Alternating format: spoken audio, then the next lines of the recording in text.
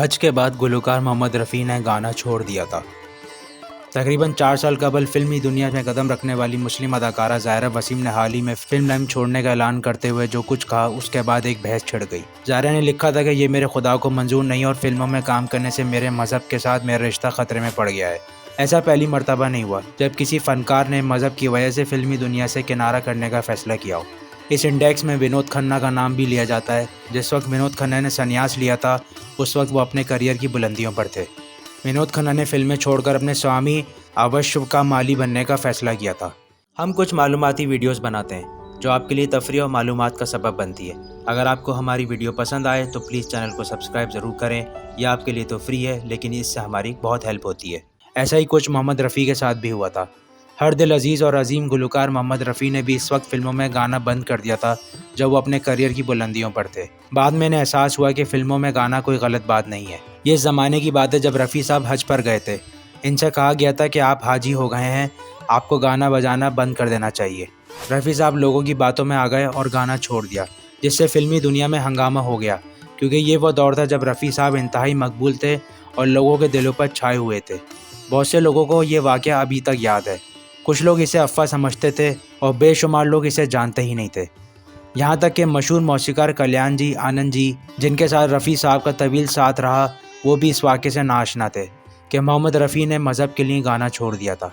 जब आनंद जी से इस बारे में पूछा गया तो इनका कहना था कि इन्हें ऐसा कोई वाक़या याद नहीं। इस बारे में जब मीडिया ने रफ़ी साहब के बेटे शाहिद रफ़ी से बात की तो उन्होंने इस वाक़े को हकीकत बताते हुए इसकी तस्दीक करी। इनका कहना था कि यह हकीकत है कि रफ़ी साहब ने मज़हब की बुनियाद पर फिल्मों में गाना छोड़ दिया था, लेकिन अल्लाह का शुक्र है कि कुछ अरसे बाद इन्होंने अपना फ़ैसला तब्दील कर दिया और सभी ने सुख का सांस लिया।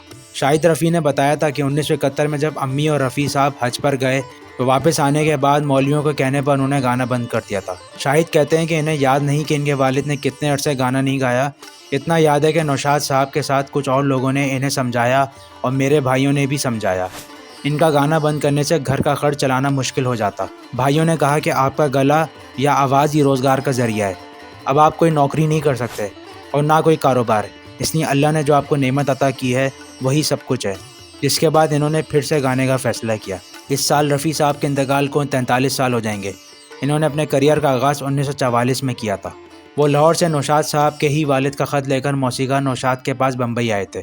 1948 में नौशाद ने फिल्म मेले का एक गाना रफ़ी साहब को दिया, ये ज़िंदगी के मेले, जो सुपरहिट हो गया। इसके बाद रफ़ी साहब नौशाद ही नहीं कई मौसीक़ारों के फेवरेट बन गए। लेकिन नौशाद के साथ इन्होंने क्लासिकी नगमे गाए, इनकी कोई मिसाल आज भी नहीं मिलती।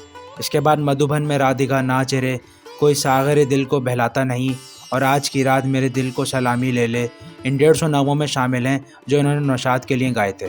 फिल्म बेजी बावरा के गानों ने इन्हें नई बुलंदियों पर पहुंचा दिया था। 1977 के बाद रफ़ी साहब ने बेशुमार हिट गाने दिए, जिसमें फिल्म हम किसी से कम नहीं का गाना क्या हुआ तेरा वादा के लिए इन्हें अजीम प्लेबैक सिंगर का अवार्ड दिया गया और साथ ही छठी बार फिल्म फेयर अवार्ड भी मिला। इसके बाद इन्होंने फिल्म यादों की बारात, अभिमान, बेराग, लोफर, दोस्ताना, अमर अकबर एंथोनी जैसी मशहूर फिल्मों में यादगार गाने गाए। आपका वीडियो एंड तक देखने का बहुत शुक्रिया। अगर आपको हमारी वीडियो अच्छी लगी तो प्लीज़ हमारे चैनल को सब्सक्राइब ज़रूर कर दिएगा।